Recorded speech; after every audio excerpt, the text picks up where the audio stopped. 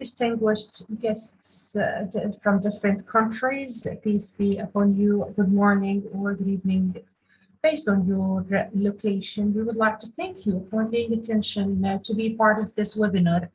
This webinar that is going to highlight about the importance of disability inclusion and what are the obstacles. This topic is considered to be very crucial. It should be taken into consideration and to care about it more for all those who are working in the humanitarian sector. It's going to be a 1-hour session with an expert where we are going to highlight the international point of view about this topic. We are going to mention everything that was achieved in general in MENA region. And of course, we should listen to some personal success stories to highlight together the challenges or obstacles that might face persons with disabilities. We are going to ask some questions and we are going to leave some space to answer your questions. At the beginning, the United Nations Conventions for the rights of persons with disabilities, it guarantees equal rights for everybody.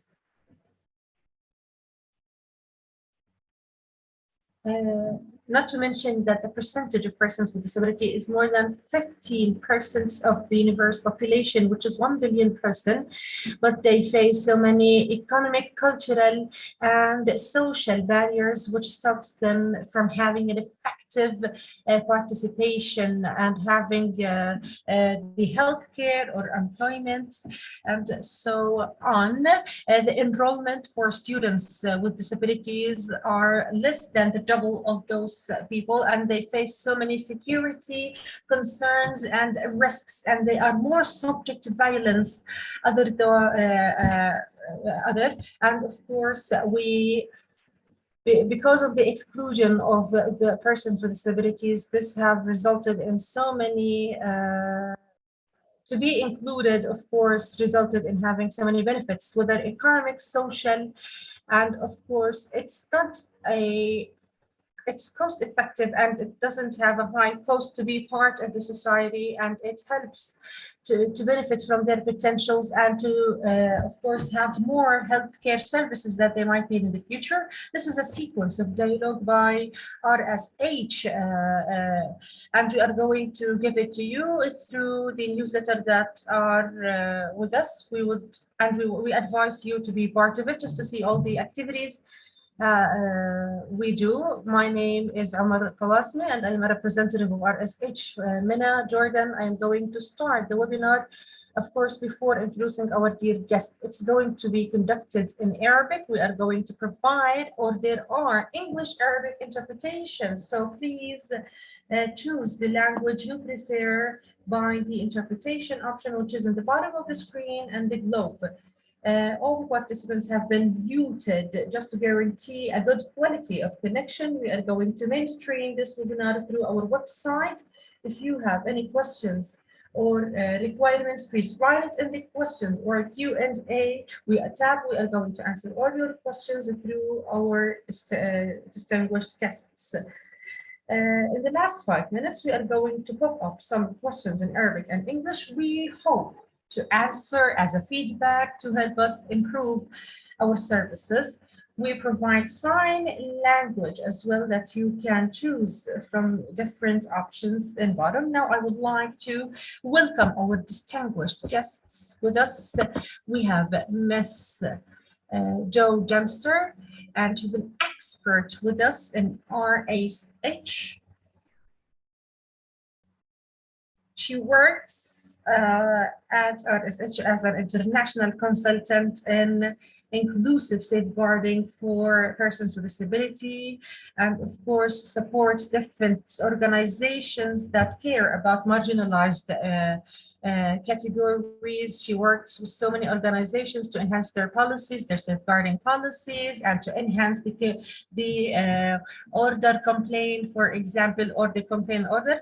And in so many countries that we work on as a leadership for safeguarding the inclusive development for disability in the future, which is financed by the UK in the last 4 years.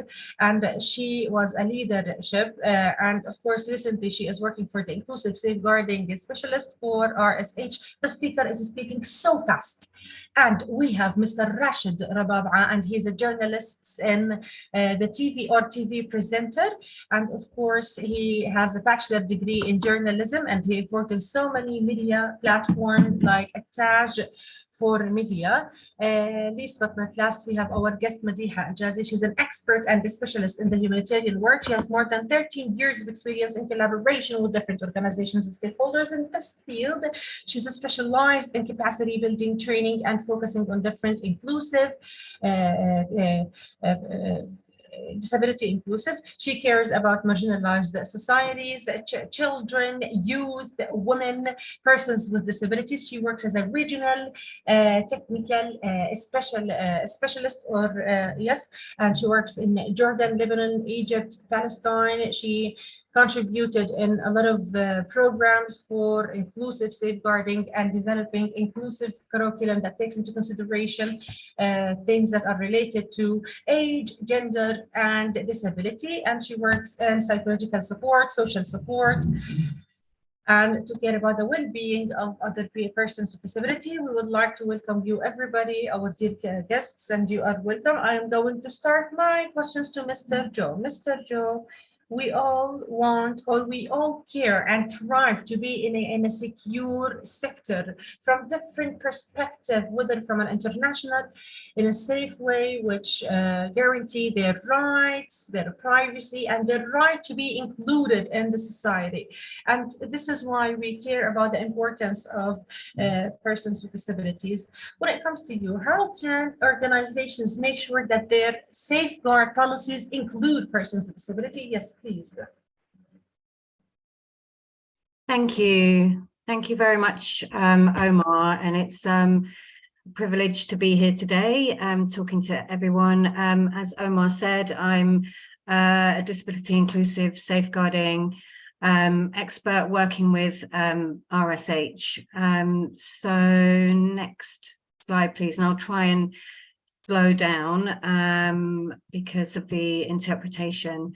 So yeah, this presentation today, I'm going to cover, I have 10 minutes, and I'm going to cover what inclusive safeguarding is, the human rights framework that frames this work, have a look at some of the sector standards, and then introduce people to some of the supporting tools developed by RSH. Thanks. Next slide, please. So disability is part of being human. Almost everyone will temporarily or permanently experience disability at some point in their lives. So just to kind of bring people into the room, I wonder if you could answer that first question in the chat box. So what percentage of the world's 8 billion population has a significant disability?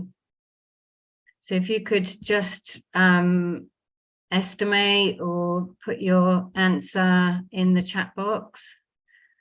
Okay, I can see some coming through.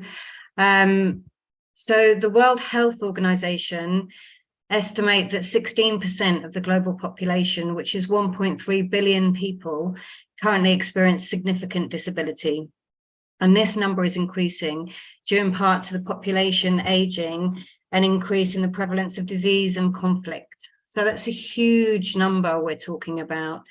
So moving on to the second question, what percentage of persons with disability live in low-income countries? And again, if you could just put your answer in the chat box to the second question. I can see a lot of you experts as well in this field, with a lot of responses to the first and the second question being very close. So according to the UN Development Programme, 80% of persons with disability live in low-income countries.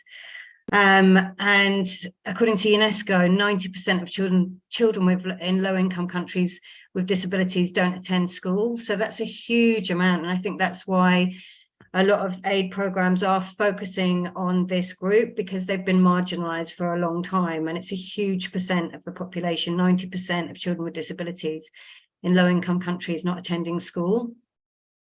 So just the final question, are children with disabilities more likely to experience abuse than children without disabilities? Yes. Yeah.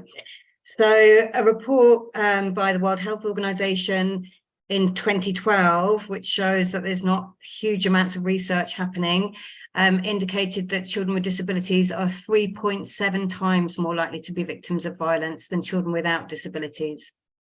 And then when we think about women with disabilities, they're more likely to be victims of sexual violence than their peers who don't have a disability. And people with disabilities often experience harm due to the structural exclusion, discrimination, and injustices they experience because of their disability. Thank you. Next slide, please. So framing this work, or thinking about safeguarding, I think one of the main challenges facing the sector is around really understanding what safeguarding is. So you can see this infographic, this umbrella infographic, and we can see how much safeguarding encompasses. And I think this can create confusion for organizations and for individuals working in the sector, and it can sometimes feel overwhelming because it does feel like safeguarding encompasses a lot. And also different people use different terminology. We hear PSEA, SEA, harm, protection. And safeguarding is still a relatively new concept, especially for many program countries where they might be much more familiar with the terms child protection and those kind of concepts rather than the broader concepts of safeguarding. So it can feel quite daunting for organizational leaders, and that can sometimes lead to knee-jerk reactions or inactions. So I think one of the most important things we have to do working in this sector is demystify safeguarding so that it's seen as a positive concept and not something that is a tick box exercise or has to be done, because essentially safeguarding is about creating the safest environment possible by minimizing risks and building in safety to our processes, programs, and ways of working. So too often within organizations, safeguarding can feel like a tick box exercise, with safeguarding personnel often seen as like the safeguarding police, which can be quite isolating and lead to inaction. And it's important that everybody working in the sector, everybody working for any organization understands that safeguarding is everyone's responsibility and not just sitting with the few. Next slide, please. So when we talk about disability inclusive safeguarding, we talk about safeguarding broadly means preventing and responding to harm caused by staff in the delivery of development and humanitarian assistance. So most staff and associates of CSOs are highly committed and principled, but there's always a risk that some may engage in misconduct that harms the people that rely on them for service. During humanitarian emergencies, humanitarian staff have been found to commit sexual exploitation and abuse, such as asking for sexual favors in exchange for humanitarian supplies. And these acts are often driven by unequal power dynamics between humanitarian and development staff and the people they're supposed to be helping. Work to address sexual exploitation and abuse is often referred to as protection from sexual exploitation and abuse, or PSEA. So for people with disabilities, they often face further discrimination due to their disability or multiple forms of discrimination due to their intersecting identities. So, for example, a person with disabilities who is also a woman or a child will face increased risk. And again, it's really founded in these unequal power dynamics. So it's important to consider how people with disabilities might be excluded or face discrimination, to understand and identify the increased risks of harm, including SEA. And disability inclusive safeguarding means ensuring safeguarding structures and systems are designed to respond to the needs of persons with disability. Next slide, please. So in terms of rights, I think the biggest piece of legislation that I'm sure everybody is familiar with is the Conventions of the Rights of Persons with Disability, or CRPD. and it provides standards on protections for the civil, cultural, economic, political, and social rights of persons with disabilities on the basis of inclusion, equality, and non-discrimination. It makes clear that persons with disabilities are entitled to live independently in their communities and to make their own choices and play an active role in society. And I've highlighted those 2 articles from the convention, and one is around health, the right to enjoyment of the highest attainable standard of health without discrimination on the basis of disability, including in the areas of sexual and reproductive health and population-based public health programs. So often we hear that people with disabilities are excluded from sexual reproductive health in schools, and the CRPD really kind of talks to that, and it's really important that we understand those rights. And the second one is around Article 23, respect for home and family. So the right to marry and to form a family on the basis of free and full consent, the right to decide freely and responsibly the number and spacing of children, and the right to retain fertility on an equal basis with others. Thanks. Next slide, please. So, yeah, just in terms of the Sustainable Development Goals, the goals, again, are a really helpful framework for inclusive safeguarding, and the universality of the Sustainable Development Goals ensures that disability is referenced throughout, and then I've just highlighted those 3 particular goals where there is an emphasis on the inclusion and support of people with disability and around reducing inequality for those marginalized groups. Thanks. Next slide, please. So in terms of safeguarding standards, diversity and inclusion are well articulated in most of the international safeguarding standards that all organizations sign up to as part of their safeguarding policy, processes, and ways of working. So when we look at the ISAC guidelines, they have 4 essential actions to ensure the inclusion of persons with disability. Around the first one, promote meaningful participation of persons with disability in their representative organizations, remove barriers, empower persons with disability and support them to develop their capacities, and disaggregate data for monitoring and inclusion. So that's really important, and it's framed in that ISAC guidelines. And then in terms of the core humanitarian standards, they call out designing and implementing appropriate programs based on impartial assessment of needs and risks, and an understanding of the vulnerabilities and capacities of different groups, and the importance of adapting programs to changing needs and capacities and contexts. Thanks. Next slide, please. So when we talk about disability, I think it's really important that we, there isn't just one type of disability. You have all sorts of different types of disability, and then you have intersectionality. So it's important to see an individual as a whole and not just their disability. When we think about people with deafness or hearing loss, many people who are deaf or have hearing loss don't see that as a disability. They, see that as part of who they are.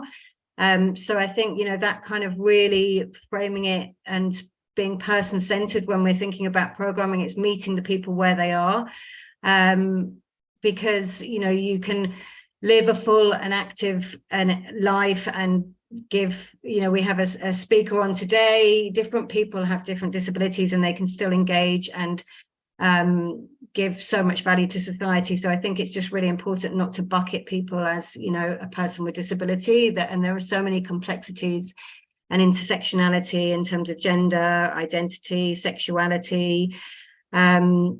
So I think it's, and then, I've put neurodiversity on there as well. There are hidden disabilities, and in particular neurodiversity. So you might not, when you're working with someone, it might not be visible, and it's really important just to engage. And I think one of the key failings in many programs is not actually engaging the participants of programs, people themselves in designing and developing programs, and also safeguarding systems and reporting mechanisms. Next slide, please. So I just wanted to kind of talk about one area of disability and maybe give a bit of a deeper thinking about that. So when you think about each different group, there will be heightened safeguarding risks. So many people who are deaf might depend on others for communication, which can create opportunities for exploitation by humanitarian and CSO workers, particularly for girls and young women. And it can cause, they may be more susceptible to abuse because of the communication challenges.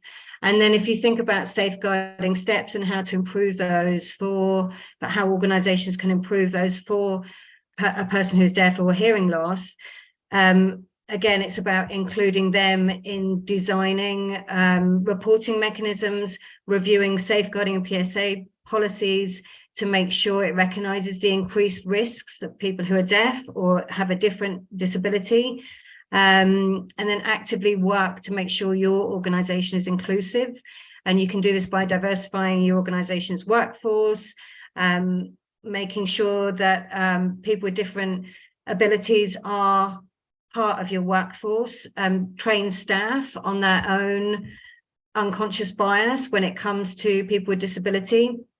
And things like when you're doing safeguarding training, use examples of people with different types of disability in case studies. Improve communication, so share communications on PSEA and reporting mechanisms through different formats. So it might be in text messaging, on smartphones, think about large text for people who have visual impairments. And then obviously a huge part of safeguarding is mapping referral services. So creating a directory of different services and how accessible they are for people with different types of disabilities. Okay, next slide, please. So some of the key issues that I've highlighted is that people with disabilities are more vulnerable to exploitation and abuse. There will be certain communication limitations depending on the disability. And then reporting mechanisms should always have multiple pathways. So it's important for organizations not just to have one, say, an email address for reporting safeguarding concerns. There should be a telephone line, a feedback box. There should be, and it really well communicated in accessible formats. Next slide, please. So I'm just going to finish off by introducing you to some of the tools that RSH are developing. So we're developing a series of tip sheets, and they're just going to be 2 to 3 pages to share with CSOs, different organizations who are working with people with disabilities. And then we've kind of divided them into the different types of disabilities. So the tip sheet will include what the kind of main concepts of that disability, and then the enhanced safeguarding risks, what they are, and tips for organizations on how to improve safeguarding systems so that they're inclusive for people with different types of disability. And that series will be available, well, they're being released slowly, but I think by the end of the year, the whole series will be available on the RSH website. Next slide. Yeah, so I just want to thank everyone for listening, and I hope the interpretation was okay and I didn't speak too fast. And yeah, I look forward to hearing the other panelists and then joining again for questions at the end. Thank you very much. Thank you so much, Ms. Jo, for this valuable information, which works on the inclusion, disability inclusion, because this is a crucial topic for so many organizations working in the sector, whether it was international, domestic, local, equally. Of course, no doubt that we should commit to all the criterion that you have, or standards that you've just mentioned, which is considered to be crucial in the context of our work. Moving on now to our second guest, Ms. Madiha. And we have heard together what Ms. Jo said about the international recommendation and standards about the topic of this webinar. Our questions: how can organizations promote a culture of trust and encourage individuals with disabilities to come forward and report safeguarding concerns? And how can organizations ensure that their training materials and resources are accessible and inclusive for individuals with disabilities? Yes, the floor is yours. Good morning, everybody. Thank you so much, Omar, for your introduction. My name is Madi Hajazi, Manage Inclusion Organizations, Humanitarian and Inclusion. I work in the Middle East. And I would like to thank you, Joe, for all the information shared in the beginning of the session. Here, I would like to guarantee and to reassure that we are going to refer the recommendation and laws to practice it on real life in order to be able to work with persons with disabilities to make sure that they already exist in an inclusive approach. So we are going to speak about, could you please move on to the second slide? We are going to speak about the inclusive approach, which is based on working on two pillars, which is to enable persons with or empower persons with disabilities and to have an inclusive system for them, which include an effective participation or a meaningful participation for persons with disability. How do we achieve this? By having the inclusive approach.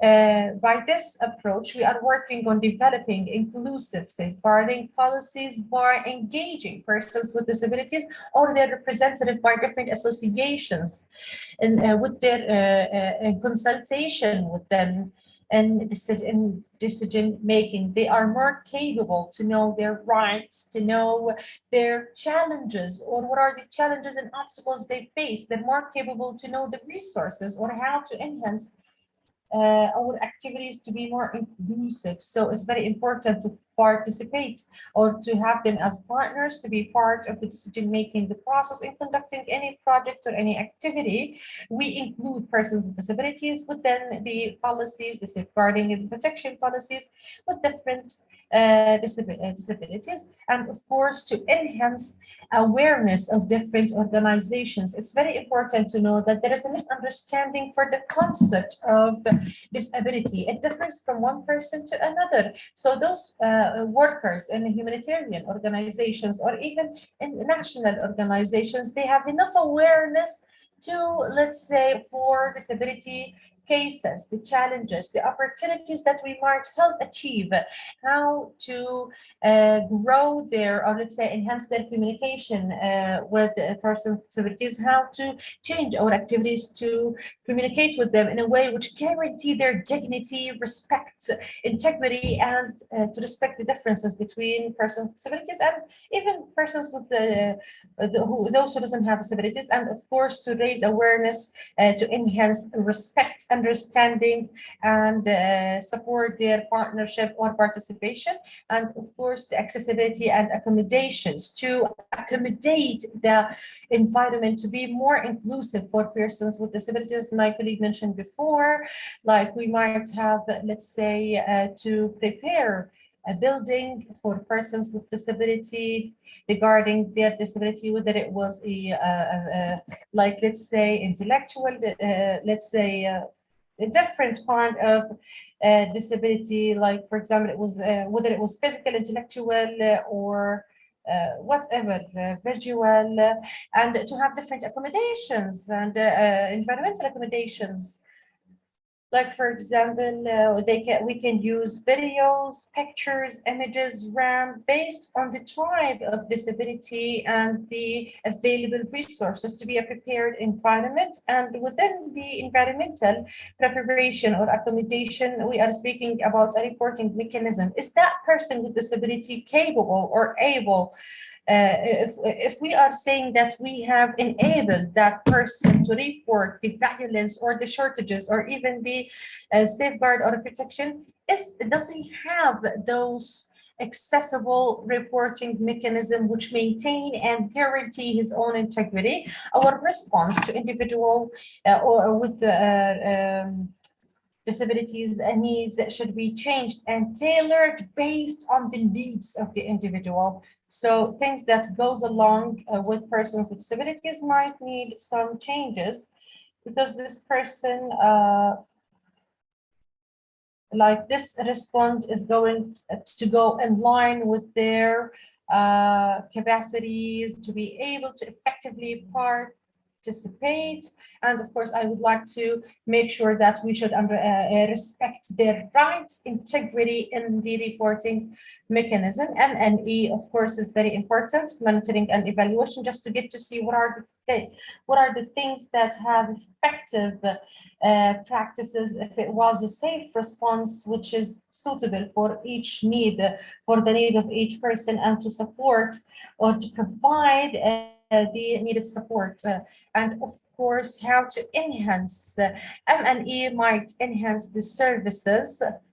If you have noticed, we'll write review and update regularly, because if there is M&E, then we are capable to review and to update and change our policies regularly based on the updates that might come into the way of persons with disabilities when it comes to the reporting mechanism and in the field.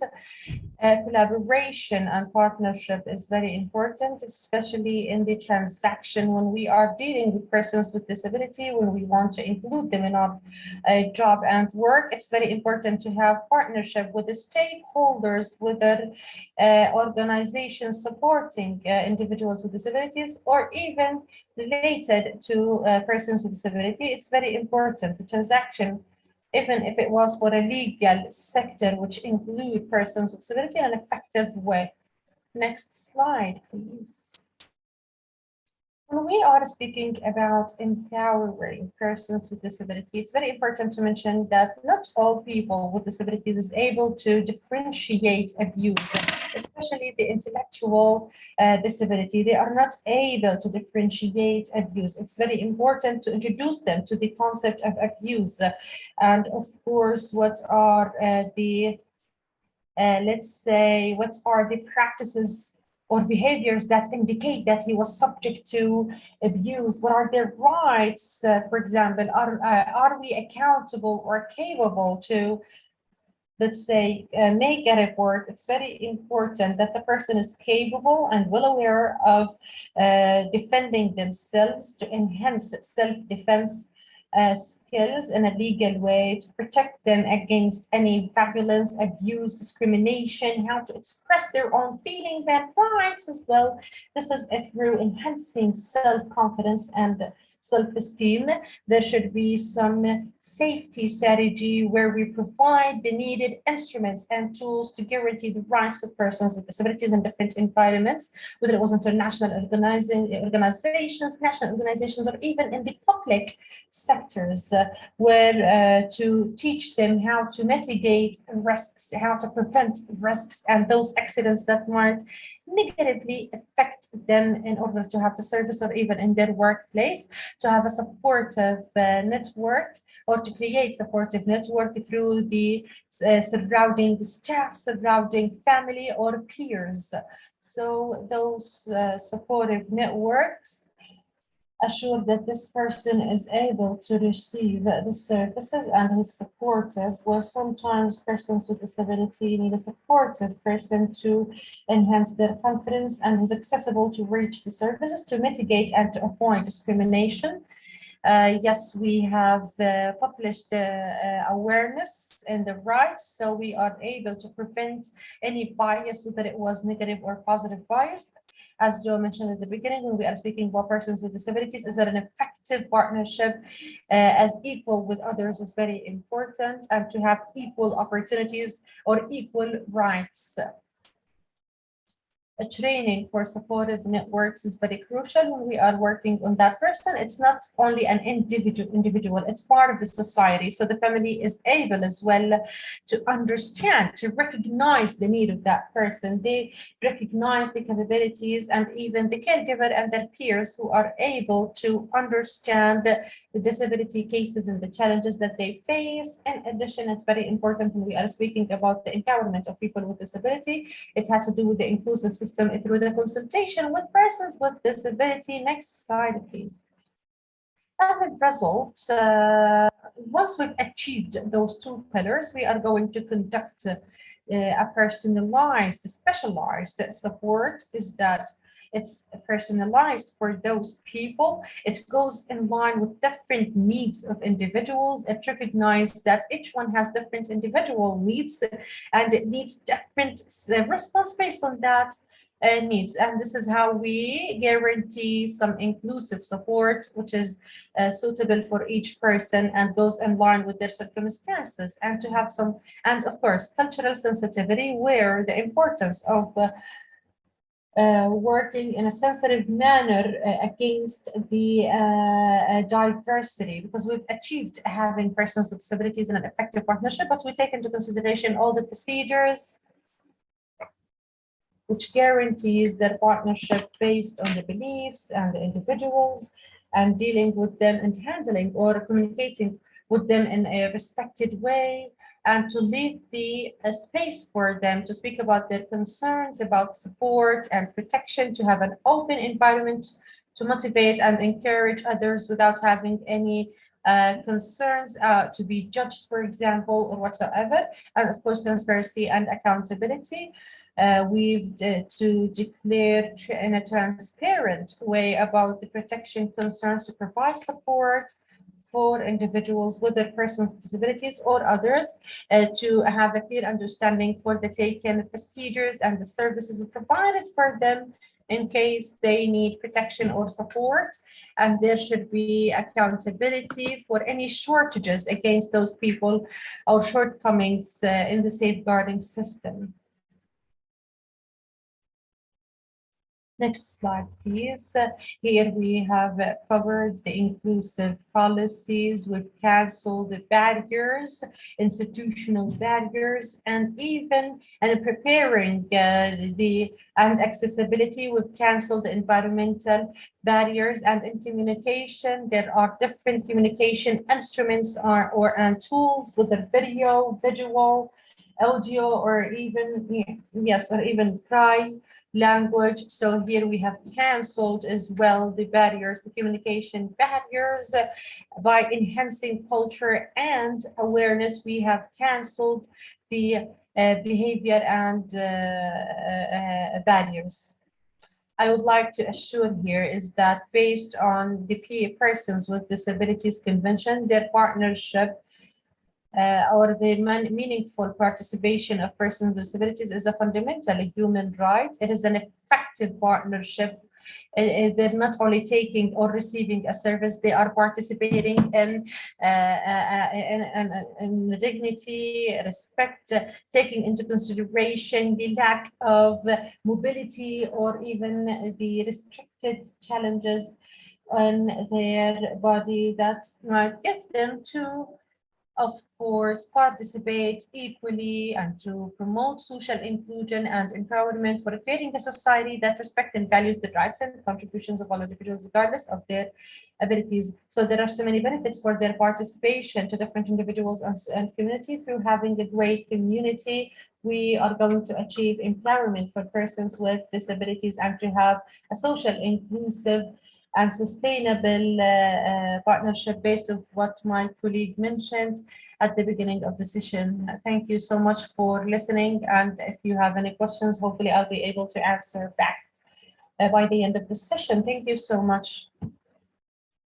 Thank you, Ms. Madiha, for your great presentation, rich, important presentation. And what are the things that the organizations should do to empower and enhance the inclusion of persons with disabilities and how to express their concerns freely without any barriers or restrictions, especially when it comes to raising awareness to persons with disabilities and for those working in the organization about the importance of the inclusive of persons with disabilities. Thanks again. Moving on now to Mr. Rashid. Mr. Rashid, thank you so much again for being part of this webinar. We would like to ask you this question, and we've said through your personal experience about the obstacles, challenges that the persons with disabilities might face, and of course, and it might be limited or because in their social life or practical life. Good evening, Mr. Omar. I'm very delighted to be part with you today to speak about the barriers or the obstacles or challenges that that persons with disabilities face. From my personal perspective, I would like to introduce myself, Rashid. I am a TV presenter in Ru'ya channel. I used to work as a TV presenter at Antaj Media Group. I have a bachelor degree, a media bachelor degree from Jeddah University. I'd like to welcome you all again. Thank you so much for your attention to be part of this webinar for all organizers. And sorry, because it's very important to speak about it, and it's a very crucial topic to be taken into consideration. When we are speaking about persons with disabilities, of course, undoubtedly, we are the best naming here is that it's the same actually. Persons with disabilities, they were deprived of something. Yes, they are capable to conduct their own things or other things better than so many people.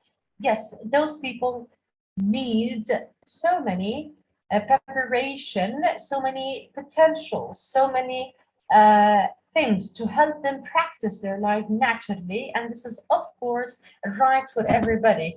A way of different disabilities. We are going to speak that there are so many disabilities that might be visual disability, mobility disability, or so many different type of disability, which is different. And each disability, each one is different. We all agree on that. But today, the common, let's say, part, we are speaking at the beginning about educational disabilities, for example, disabilities in mobility or transportation, social partnership or participation, for example. Let me speak about education. From my own perspective, from my personal experience, I have been studying on a grind in Abdullah bin Maktoum for deaf students in Amman. After that, I moved to my country or my village school. At the beginning, everything was going in the right direction. I studied for 6 years in Amman. And after that, I went to that school. The first thing that I faced is that there is the individuals, the surrounding individuals who doesn't have any visual disability, since I have a hearing disability, thank God, but they did not accept the type of a disability or of the person who are working with them. This is a reality. I am not going, we are here, I'm here sharing the reality with you. And hopefully today is going to be a good initiative to be able to change. So the acceptance by my peers, this indicates that there is a lack of inclusion and there is no prepared environment inside different universities, schools for persons with disabilities. Today, if we have gathered and met on something and with a committee that is able to provide all the challenges or to solve all the challenges which face people with disability, we are not going to reach this stage. There are so many places that are not prepared, people that lack enough training or untrained to interact with persons with disabilities. They should be well trained and prepared how to, for example, go to a specific place, what is the right way, the right mechanism to let's say, hold that person in order not to cause further damage or to cause any damage. This needs, from my own perspective, the training and practices, and this is from a personal perspective. Not everybody is able to interact and handle with persons with disabilities just the right way, and it differs from one person to another. So this is one of the challenges. And since my disability is visual, the blind technicalities should be provided in an excellent way in the Arab region. I don't say that it's good, but it's less than acceptable. And today we need a joint effort to provide and enhance those instruments and tools to help them conduct the study or even gain so many skills, and to review the culture, the reading, the writing, and so many other things. In addition, is that there is something very crucial that I have to mention. Blind technicalities or blind methods is expensive. Not everybody is able to buy blind methods. I was speaking about with one of my friends. There's something called the auto cue, which is a machine reader for news.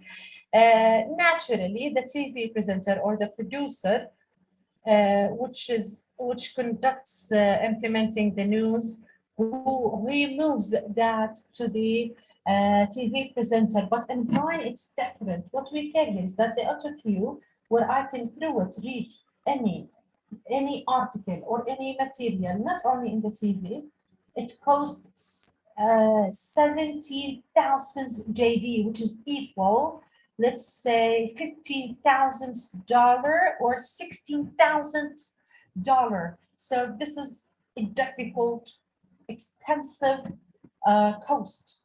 And we are also speaking about the challenges that they face through the surrounding environment. Now, education, now we are speaking about transportation. There might be a lack of safe facilities for persons with disabilities, which restrict their participation, and they always need a companion, which is difficult. I don't want to say difficult, maybe let's say it's not available. And there might be some conditions where stop them from having a companion or someone to be with them. Challenges is collective.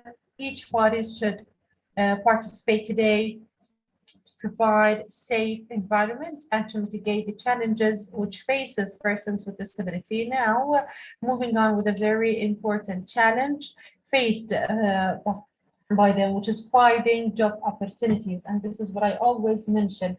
Finding a suitable job opportunity, or even finding job opportunities, from a very personal experience. I've repeated this term a lot, but it's a very realistic speech from my heart to your heart. When I started searching for a job opportunities, one of the business owner or TV owner told me is that I am going to compare you with other people, normal people, as we said. Just to see who's better. I didn't face any problem, but the problem here is that please provide the suitable environment for me, all the potentials, the capacities, and the infrastructure for me. After that, conduct the equality.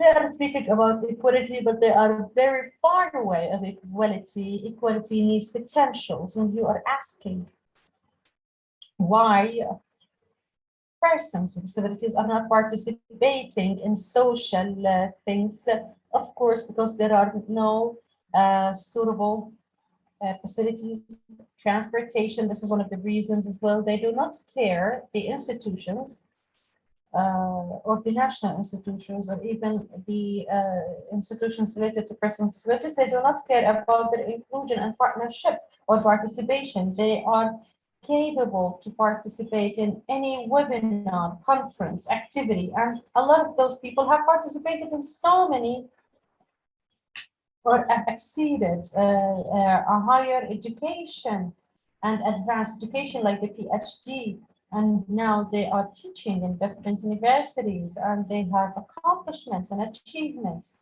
And if we would to search about them, we are going to find a lot of people that they're conducting everything alone without any support or help. I can say here is that everybody is a member to, of course, or a partner to achieve the support to persons with disabilities. And of course, we are here taking into consideration and looking forward to provide anything that might help persons with disabilities, to include them in the societies. I would like to thank you, and I would like to thank everybody, the organizers, the partners, for making this great activity. If you have any questions, any comments, any perspective or point of view, I am more than ready to answer. And I wish you a great day. Thank you so much, Mr. Rashid. Again, we appreciate your partnership, your participation in this webinar. And I would like to thank you on behalf of RSH to be part of this. And yes, definitely what you have mentioned, which is a personal experience. Yes, it's very important to be taken into consideration for all the workers and the field. Moving on now to some of the questions, and to answer some of the questions or inquiries that we have witnessed, and the questions and answers. We're going to try to answer as much as possible. Of course, we are going to record this webinar is recorded, and it's going to be mainstreamed with its different materials on social media platforms that are used by us. There's a question here, or one of the questions that we've received. When there is a complaint or a report by a person with disability, or let's say this complaint is about a person with disability, how can we make the investigation that we're working on is available and accessible easily to persons with disabilities? What are the things that we should do as an institution, or we should take into consideration when we are conducting an interview, for example, with persons with disabilities? And if you would like to answer the question, maybe Mr. Joe, Miss Joe or Miss Madiha, if you have an answer for this question. Yes, of course. When it comes to the first questions, how to conduct an interview with persons with disability, it differs from one person to another person. There might be different formats to draft the reporting mechanism. And this is based on the type of disability. For example, the hearing disability, there might be something that is visual, written, which is capable, the person is capable to read the policies. How to conduct an interview, actually, it's based on the disability. There is something called the ethics of communication with persons with disabilities based on the type of disability. We have the hearing disability who have specific procedures or steps to visual. The intellectual disabilities have specific steps as well, the hearing again. So we should take this into consideration when. So it's a different type of disability, have different procedures on how to conduct an interview. The facility should be friendly for them, prepared. The facility should be prepared to include or to guarantee their integrity and to respect their rights and integrity when we conduct the investigation. Of course, I am not going to speak about the ethics of communication for each and every type of disability. It's going to take much time. Thank you so much. Mr. Joe, do you have any addition just before we conclude for the questions that we have? No, I think Madiha answered that question really well, and I can see there are other questions coming through, and I think what we'll do is the panelists and RSH will take those questions and respond. When we send out the recording, we can send out responses to those questions. But just to add, like with every safeguarding case, each case is individual. So I think, you know, as Madiha said, the systems have to be set up to be responsive to different types of disability. And I think one of the fundamental things in the CRPD is making sure that organizations can make reasonable accommodations for the individuals going through safeguarding concerns. So making sure that they have access to different services, but also bringing in specialist investigators who have experience in that area, and risk assessing every step of the way, and then drawing up a mitigation plan as you do with any safeguarding case. Thank you. Again, thank you so much, Ms. Jo, Ms. Madiha, Mr. Rashid, for being with us. We would like to thank you as well, distinguished guests from me, Omar Gawasmi, and of course, as a member of RSH Jordan. I would like to wish you a good day and thank you so much. See you soon.